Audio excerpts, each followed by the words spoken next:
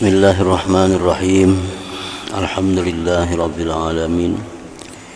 Wassalatu wassalamu ala asyrafil anbiya wal mursalin Sayyidina Muhammadin wa ala alihi wa sahbihi ajma'in.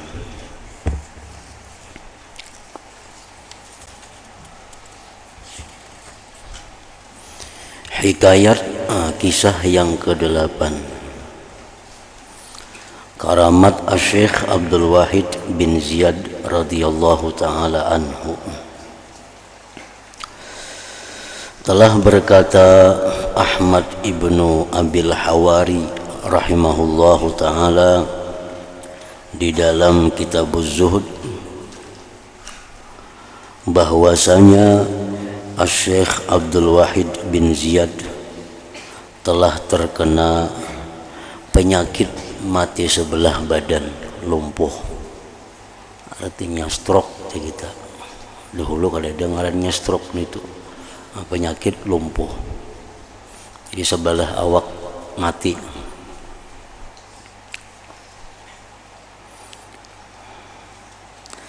Lalu beliau Syekh Abdul Wahid bin Ziyad ini meminta kepada Allah agar beliau dapat bergerak khusus untuk berwudu,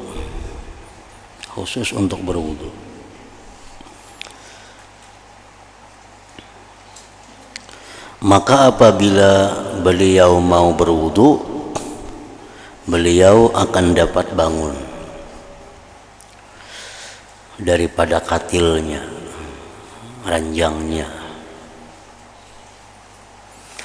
sehingga beliau dapat menyelesaikan wudunya dengan sempurna tanpa diwudui oleh orang lain. Dan apabila beliau selesai berwudu dan kembali ke atas katilnya, maka kembali anggotanya menjadi lumpuh.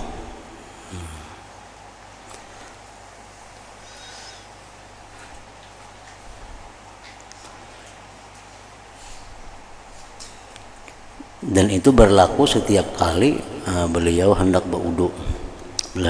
Kawa bangun, sehingga berwudu dengan sempurna. Berwudu kada diwudui orang, karena habis berwudu sampai di berjalan keranjang, berbulik pulang penyakitnya lumpuh itu. Kan namun sembahyang kau aja sambil bahiring, sembahyang kau aja sambil berabah, kalau nya kada kawa bahiring. Kalau berwudu kada kawa, belinya kada kawa seorang diwuduakan. Nah, mahadang orang mau duakan tu ngalih, bisa orang kada daka. Lalu sini minta sihatkan waktu berwudu aja.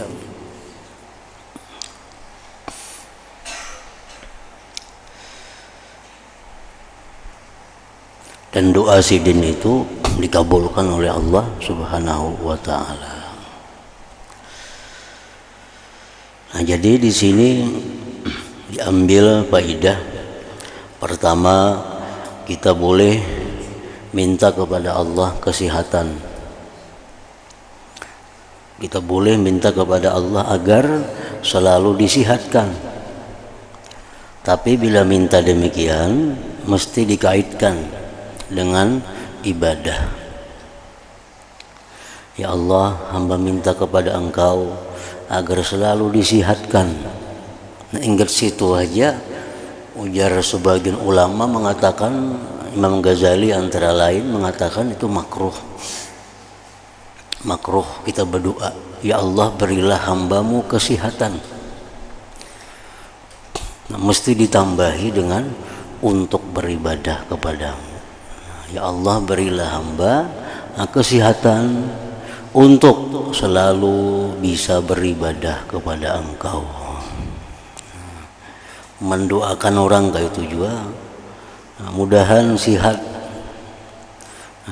Sekadang-kadangnya dalam hati kita menyambung untuk beribadah kepada Engkau. Jadi jangan didoakan sihat saja, karena kita kada tahu kebaikan kita ini apakah garing atau sihat. Baiknya kita ini baik garing, baik sihat, kita ada tahu. Nah, bagi orang yang bila mana garing, inya banyak ingat kepada Allah, bila inya garing, orangnya adil, nah ini baik garing. Bila orang ini sihatnya taat kepada Allah, bila orang ini sihat memberi manfaat kepada manusia, nah itu baik sihat. Jadi sihat, apalagi kawannya sihat itu kekayaan, kaya. Nah itu kalau kita minta kepada Allah mesti ditambahi dengan untuk beribadah kepada Engkau. Ya Allah, hamba minta kepada Engkau kekayaan yang bisa membuat hamba beribadah. Atau ya Allah, hamba minta kepada Engkau kekayaan untuk membantu hamba beribadah. Nah, kalau ya Allah, hamba minta kepada Engkau kekayaan kayak itu aja, nah itu hukumnya makruh. Kenapa makruh? Karena inya minta kepada Tuhan sesuatu yang belum tentu baik baginya. Kan kaya baiklah belum tentu. Orang ini waktunya kada berduit baik, sembahyang berjamaah, wiridnya banyak. Nah, sudah kaya, kada ingat lagi, sembahyang berjamaah kada kawa lagi, mengurusi hartanya, nambah wiridnya kada kawa lagi. Itu ngarannya kada baik kaya, baik ini susah dahulu itu. Nah, jadi kalau minta kaya juga, minta supaya sugih juga, ditambahi, ya Allah, jadikanlah hamba orang yang kaya untuk beribadah kepada Engkau. Nah, sehingga amuninya sugih, jadi sugih orang yang bersyukur kepada Allah. Nah, itu lebih baik lagi. Lebih baik lagi. Orang miskin, orang fakir, sabar. Itu sudah baik. Tapi kalau ada orang kaya nang bersyukur kepada Allah, itu lebih tinggi lagi nilainya. Orang yang kaya tapi kekayaannya digunakannya untuk beribadah kepada Allah lebih baik daripada orang yang fakir namun sabar. Fakir sabar itu sudah istimewa. Fakir hidupnya tapi sabar, kadang mengeluh, kadang mengemis, kesusahannya diaduakannya hanya kepada Allah. Nah, ini sudah nomor satu, sudah hebat. Tapi kalau ada orang yang sugih tapi takwa kepada Allah, orang sugih tawadu, orang sugih banyak amalannya, nah itu lebih baik lagi di sisi Allah. Artinya orang kaya yang syukur lebih mulia dari orang fakir yang sabar. Tapi dalam Al-Quran disebutkan oleh Allah, wa qalilun min ibadiyas syakur. Orang kaya, orang berduit yang syukur itu, orang kaya yang selalu di jalan Allah, orang kaya yang selalu tawadu, orang kaya yang selalu rendah hati itu sedikit, ujar Tuhan itu. Biasa orang kaya ini sudah sombong, agak, itu sudah lumrah. Nah, jadi kalau kekayaan itu membawa agak, membawa sombong, lebih baik jangan kaya. Itu membawa ke neraka kekayaannya. Nah, sama sihat. Sihat, wah orangnya sihat kada singganaan di rumah dah. Nah, situ kamari. Kalau nya garing, nanti ranjang tasbih hanya di tangan, baik garing. Nah, baik garing kalau itu caranya.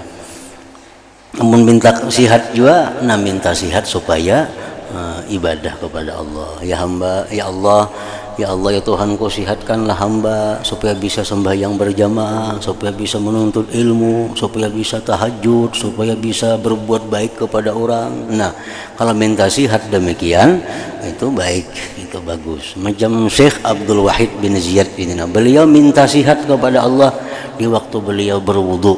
Nah, yang baik itu ayo garing pulang ada apa-apa. Karena berwudunya ngalih. Kada kawa dia apa-apai. Mesti berwudu. Kalau nak sembahyang mesti berwudu. Nah, kalau kada kawa diudui, nah, ngalih pulang diuduin itu memerlukan orang. Jadi supaya jangan berhajat kepada orang, biar waktu berwudunya sihat. Nah, sesudah itu sakit kada apa-apa lagi. Nah, panjang umur sama. Dan panjang umur jar orang ulang tahun rajin tuh, panjang umurnya. Panjang umur anggaran banyak dosa Bapak.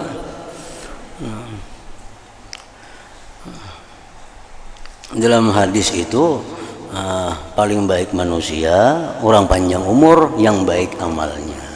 Nah, jadi panjang umur tambah takwa, nah tambahi kayak itu, maka jangan doakan panjang umur aja, itu makruh. Panjang umur, jadi panjang umur tambah takwa, nah kayak itu maka mengirim surat ulang tahun kawan enggak, apakah semoga panjang umur tambah takwa kepada Allah, nah itu mantap itu yang dimaksud Nabi paling baik manusia, yang panjang umur baik amalnya. Nah semoga sihat, panjang umur, tambah takwa kepada Allah, nah itu lengkap tuh adanya.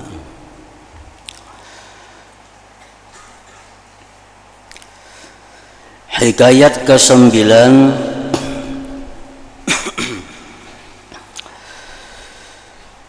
karamat Sahal bin Abdullah At-Tustari radhiyallahu taala anhu.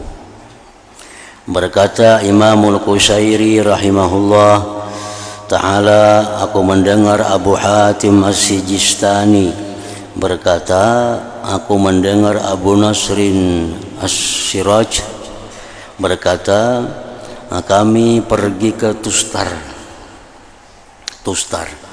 Lalu kami melihat di rumah Sahal bin Abdullah rahimahullah ta'ala sebuah rumah yang dinamakan Baitus Sibah, artinya rumah binatang buas. Di Tustar itu ada rumah yang dinamakan namanya rumah binatang buas. Lalu kami bertanya kepada orang ramai, orang banyak tentang hal rumah itu. Kenapa rumah itu dingarani rumah binatang buas?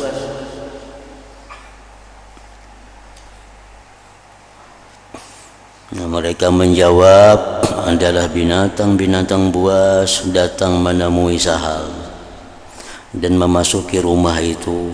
Lalu Sahal menjamunya dengan memberi daging. Setelah selesai makan, binatang-binatang buas itu terus beredar dari situ, keluar dari situ. Berkata Abu Nasir As-Siraj, sebenarnya penduduk Tustar telah bersepakat mengatakan hal ini memang berlaku, memang terjadi artinya. Sahal bin Abdullah At-Tustari, salah seorang waliullah juga ini.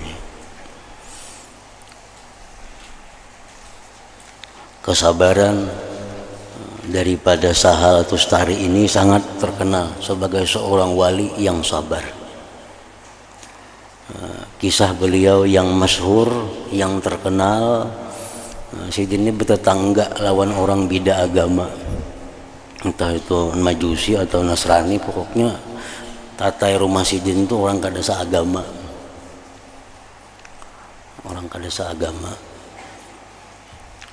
Lalu orang nang sebelah ini, nang beda agama ini, pajujipan orang itu, dapur orang nih, pajujipan tempat mandi, tempat qada hajat, itu bucur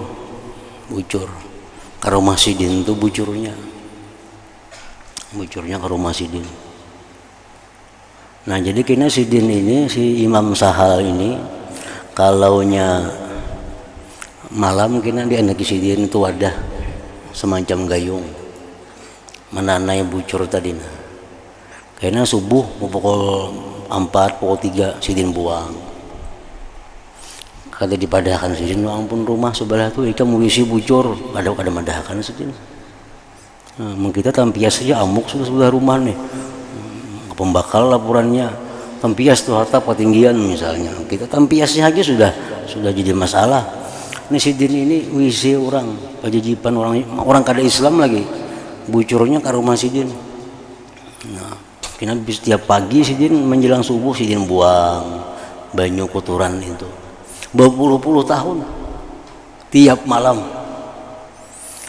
Nah, jadi sudah Sidin hendak mati Sahal di kiau Sidin, si tetangga sebelah tadi. Nah, kisahkan Sidin. Jadi rumah hikam itu, pajujipan hikam itu bucur tuh nak sini, bucur. Jadi aku tiap malam membuang pun hikam itu. Nah, kenapa aku padahkan lawan nikam hari ini? Aku ini hendak mati. Aku ini sudah parak mati. Kayaknya barangkali anakku kah nama waris rumahku ini kada sabar kayaknya. Nah, jadi kembaiki dulu. Nah, jadi kembaiki. Kayaknya aku mati anakku mewaris rumah. Kayaknya melihat WC ikan bucur ke rumahku sini. Kayaknya kada sabar kayaknya anakku. Nah, bisa jadi masalah lawan nikam. Jadi baiki dulu. Jadi si orang yang beda agama tadi menangis, minta ridha, minta maaf lawan si Sahal ini. Akhirnya Saruman tuh masuk Islam. Nah, masuk Islam. Karena uka ini kah orang Islam artinya sabarnya, tabahnya menghadapi tetangga macam ini. Nah, itu salah satu daripada kesabaran Imam Sahal At-Tustari ini. Dan di dalam manaqib beliau disebutkan bahwa waktu beliau ini wafat, orang-orang wali, orang-orang kasab itu melihat berjuta-juta malaikat turun ke bumi untuk menyembahyangkan jenazah Sahal bin Abdullah At-Tustari ini salah seorang wali yang terkenal di masa itu, Sahal bin Abdullah At-Tustari. Nah, sini ketujuh memberi makan binatang, ada binatang diberi makan binatang buas, binatang kada buas, sini memberi makan, sampai-sampai rumah Sidin itu dikenal sebagai rumah binatang.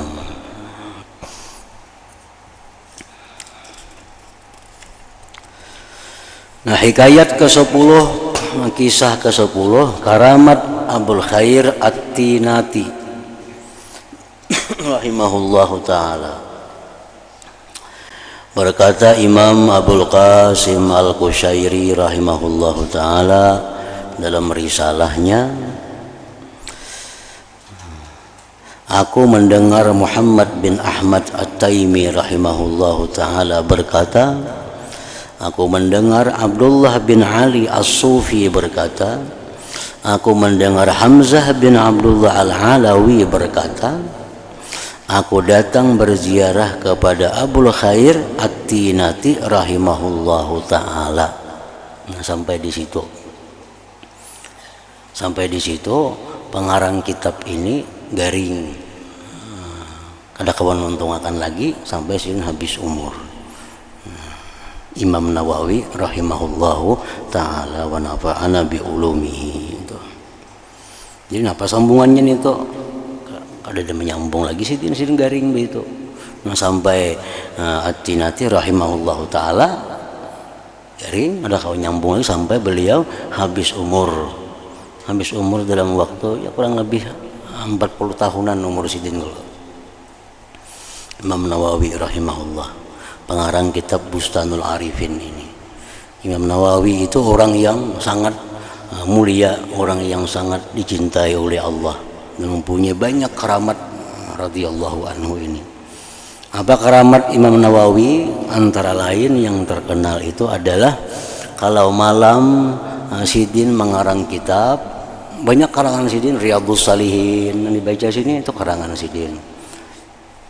Apalagi yang Minhaj karangan Sidin, Majmu karangan Sidin, banyak 60 macam karangan Sidin. Nang kitabnya. Pada umur Sidin 40 dan Sidin belum kawin lagi. Nah, salah satu karamat Sidin di malam hari bila Sidin mengarang kitab itu, nah, Allah beri karamat jari Sidin ini jadi lampu. Nah, jadi Sidin mengarang kitab itu jari Sidin menyala. Nah, menyala. Itu untung Sidin mengarang kitab. Untuk Imam Nawawi ini yang kita baca kitabnya nih. Nah, jadi beliau meninggal dalam umur yang kada tua. Nah, penutup berkata Syekh Muhammad Al-Hajjar, salah seorang ulama Halab Syria yang mentahqiqkan kitab Bustanul Arifin. Yang kita bacanya Bustanul Arifin ngarannya kitabnya. Sampai di sini habislah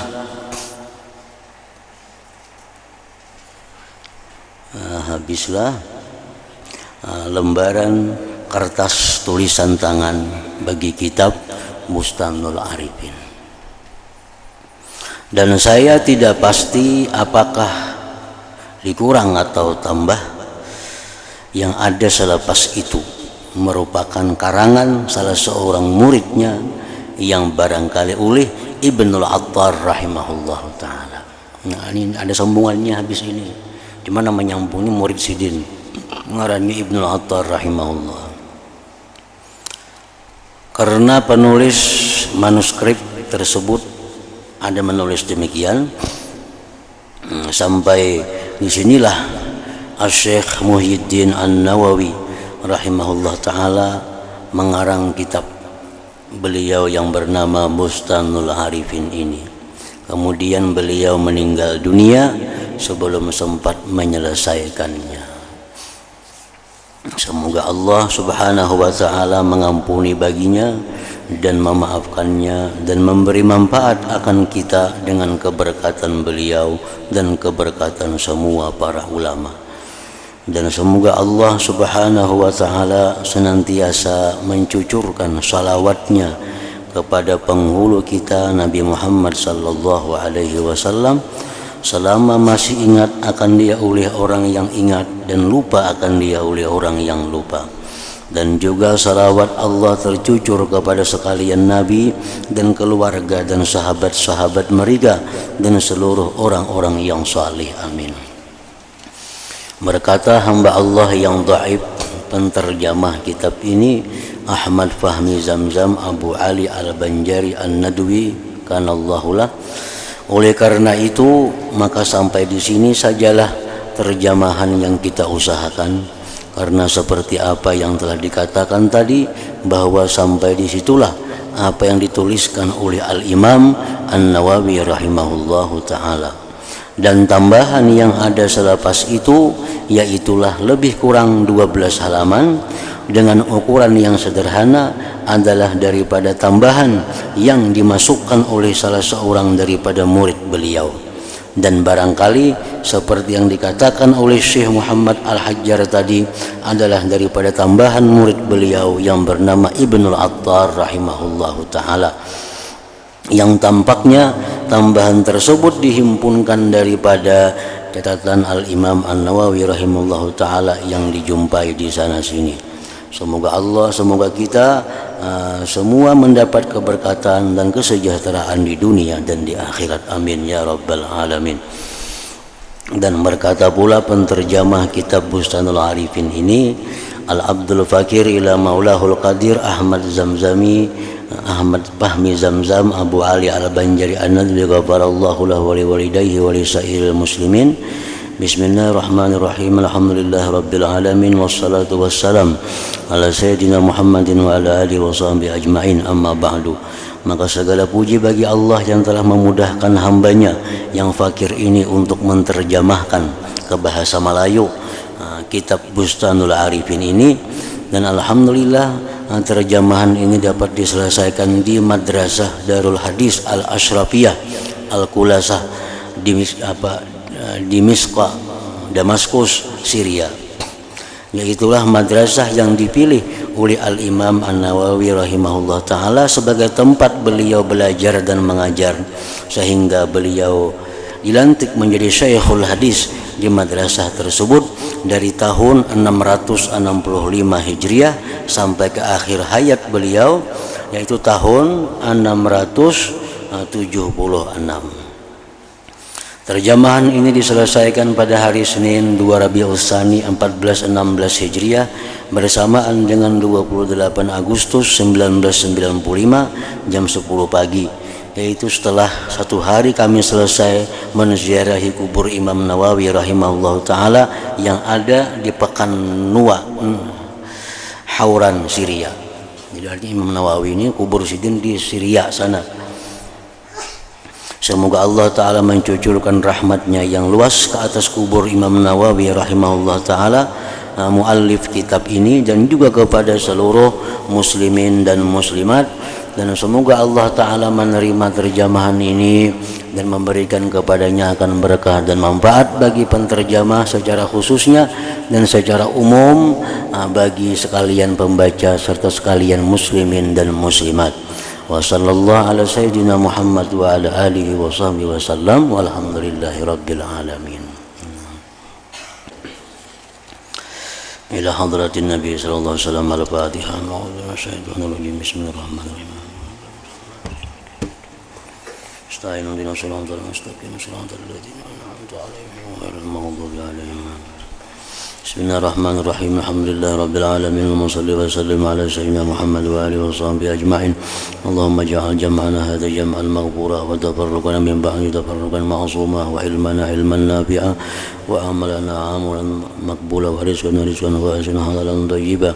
Allahumma iftah alaina futuhal arifin. Allahumma iftah alaina futuhal arifin. Allahumma iftah alaina futuhal arifin waj'alna ya Allah min ibadikas salihin min awliyaikal muttaqin bi rahmatika ya arhamar rahimin. Sallallahu alaihi sayyidina Muhammad wa alihi wa sahbihi wa sallam. Alhamdulillahi rabbil alamin.